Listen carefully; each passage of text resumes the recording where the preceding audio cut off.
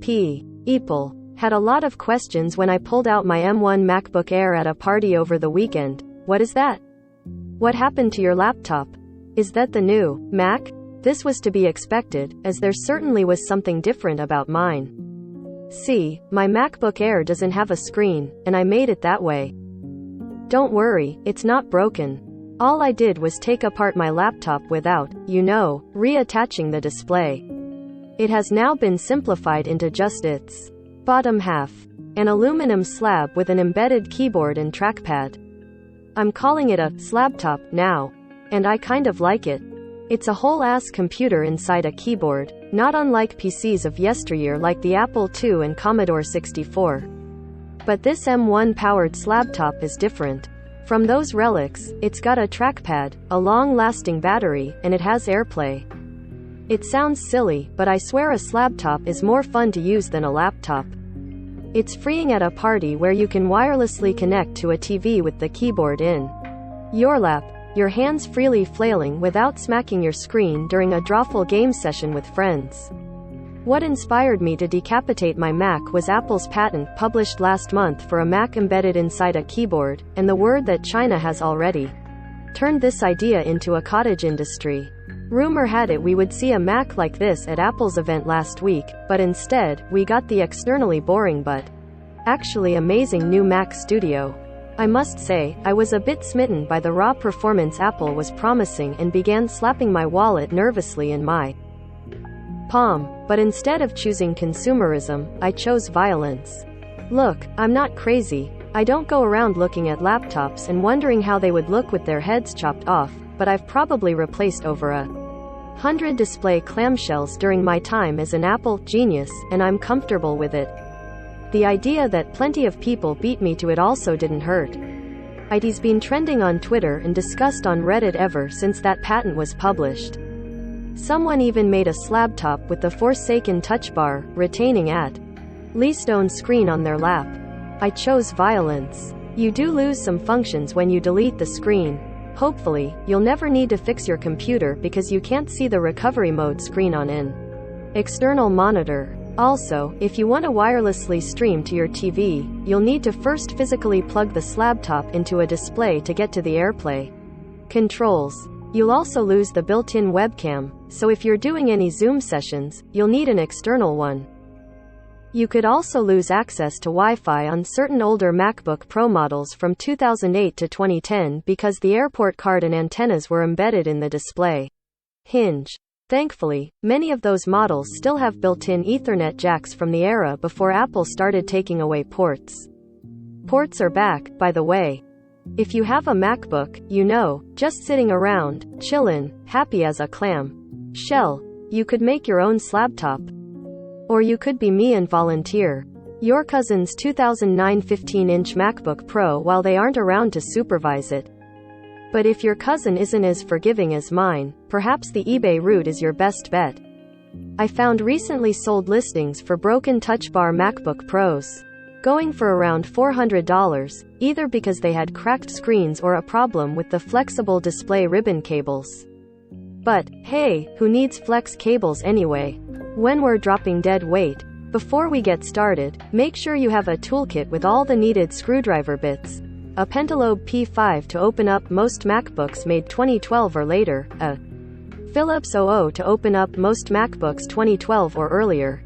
Either way, you'll want a full Torx set sizes 3 to 8 for various internal parts.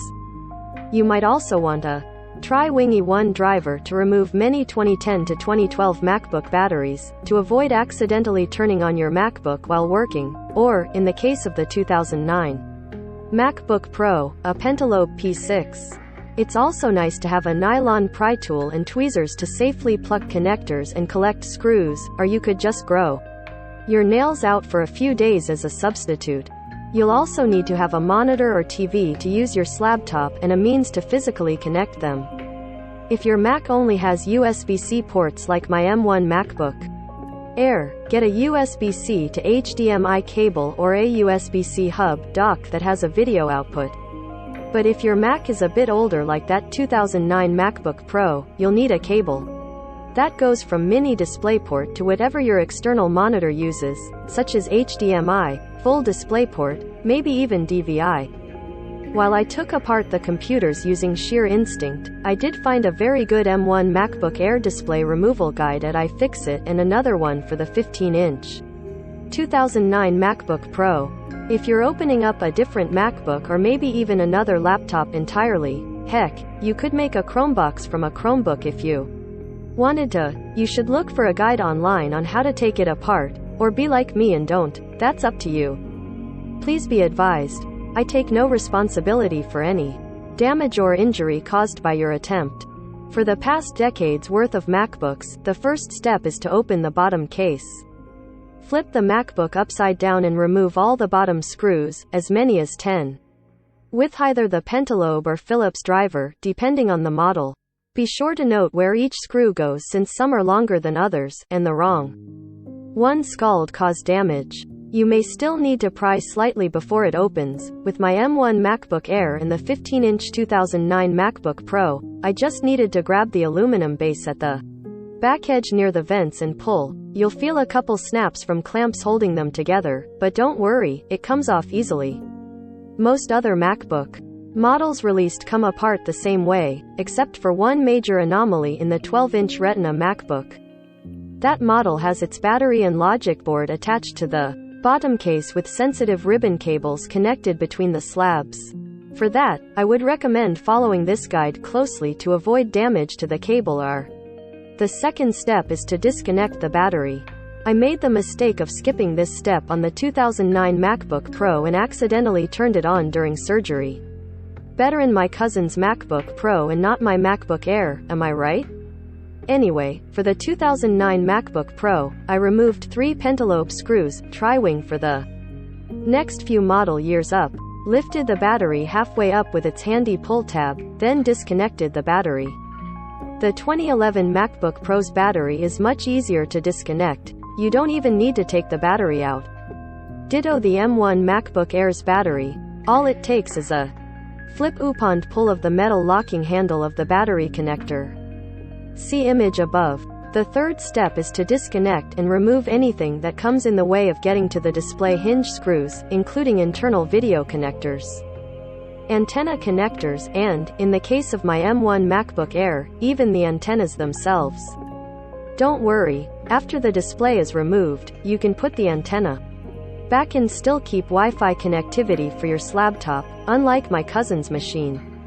Removing all these parts can be tricky, so you might want to follow an online guide for your particular model.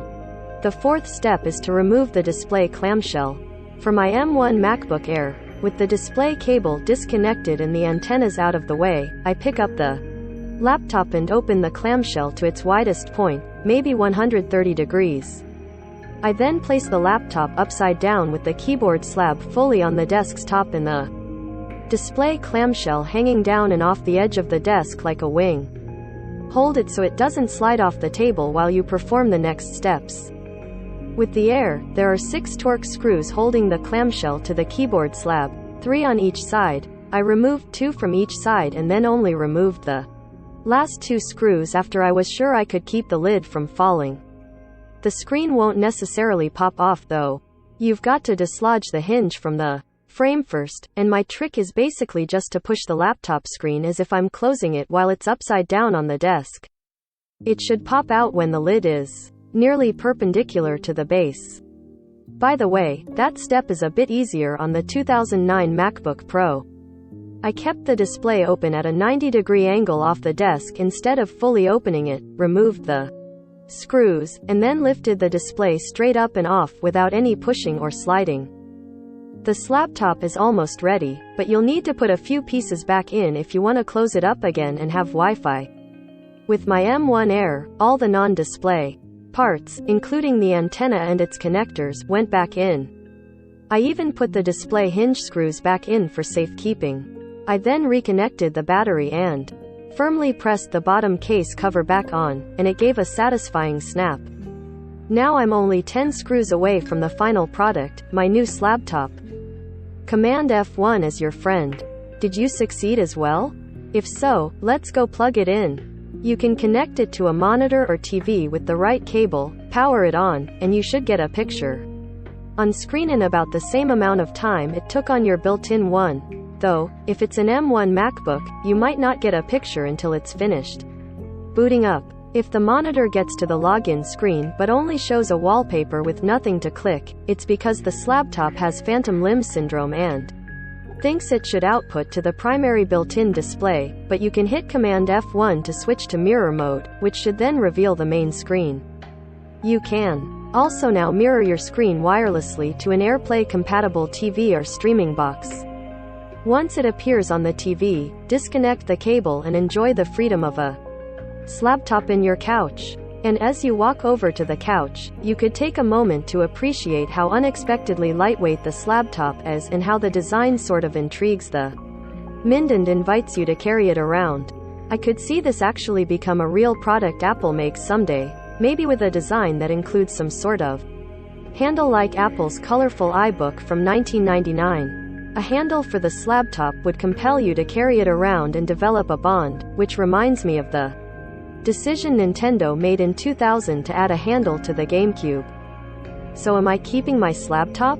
My wife asked me when I plan to put my laptop back together, and it's a tough decision. I really enjoy holding my slabtop, carrying it around, and showing it to people as they gaze at it in childlike wonder. I did find out that I can't easily carry it in a backpack because any key that gets pressed will power it on unintentionally during transport. But it's okay for now. I'm having a great time watching videos, reading articles, and, yes, pricing out a Mac Studio with Studio Display, all from the comfort of my